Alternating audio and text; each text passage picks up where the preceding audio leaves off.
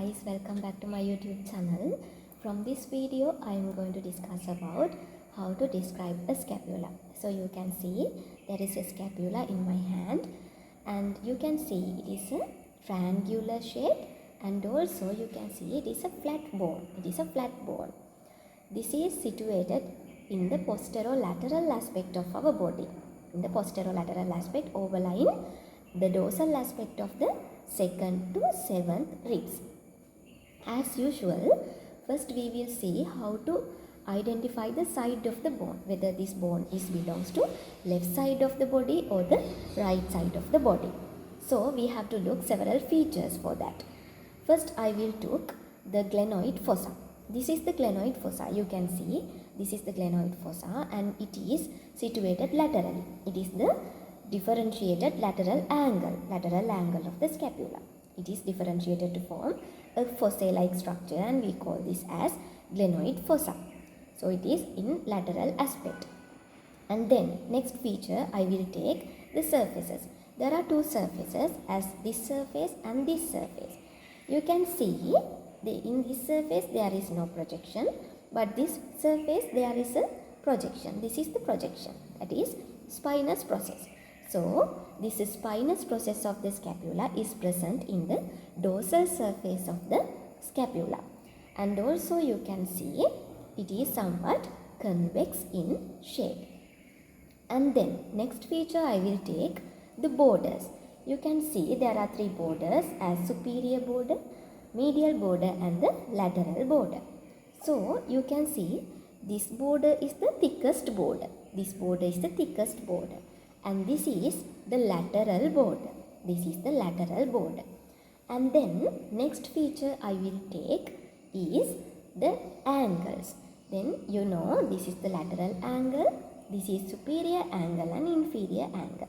You can see this inferior angle is more acute and it projects inferior. So this is inferior angle.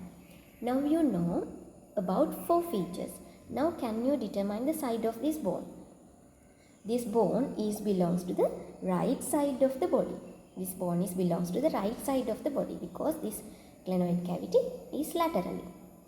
And next we will see what are the features of the scapula. So first I will describe about the surfaces.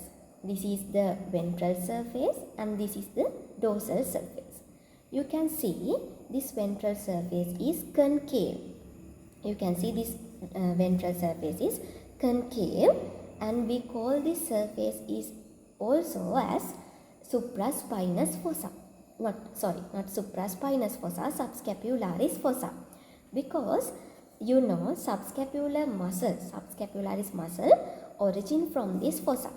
Subscapularis muscle origins from this subscapularis fossa. And then the dorsal surface. You can see this is the dorsal surface. I told you earlier as well, this is the spinous process of the scapula. This spinous process of the scapula divides this dorsal surface into two parts. As this is supraspinous fossa, it is superiorly to the spinous process, and this is infraspinous fossa. It is inferior to the spinous process. And you can see from this infraspinous fossa, infraspinatus muscle is origin, and from the supraspinous fossa, supraspinatus muscle is origin. Now you know three muscles origin from these three fossae. And next I will talk about the three angles. Here you can see this is the lateral angle, superior angle and the inferior angle. In this lateral angle, you can see it is the glenoid. We call this as glenoid cavity or the glenoid fossa. This surface articulates with the head of the humerus, forming the shoulder joint. In the superior aspect of the glenoid fossa, there is a small tubercle. We call this tubercle as supraglenoid tubercle. In the inferior aspect, there is a small tubercle as infraglenoid tubercle. From the supraglenoid tubercle, long head of the biceps brachii muscle origin. Long head of the biceps brachii muscle origin from the supraglenoid tubercle. And then from the infraglenoid tubercle, what muscle is origin?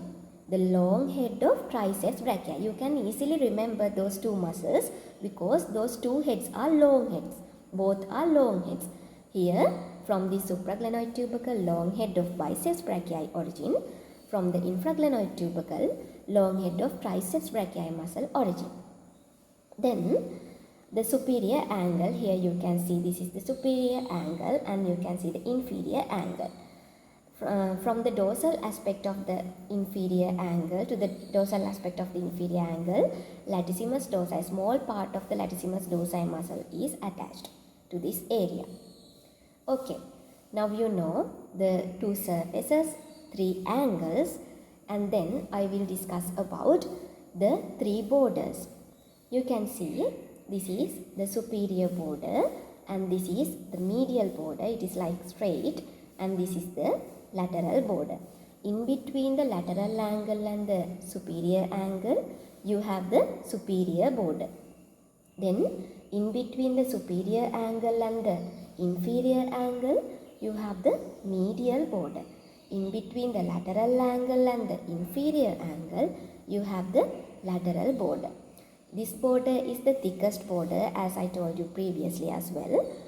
To this border, from this border, there are two muscles origin from the dorsal aspect. Those are teres major muscle and teres minor muscle. Then from the medial border, superior to this root of the spinous process, levator scapulae muscle is inserted, and then to this area where the root of the spinous process is present, rhomboids minor muscle is inserted, and below the medial border, below the root of the spinous process to this area, rhomboids major muscle is inserted. And now you know about the three borders as well. Here there is another structure.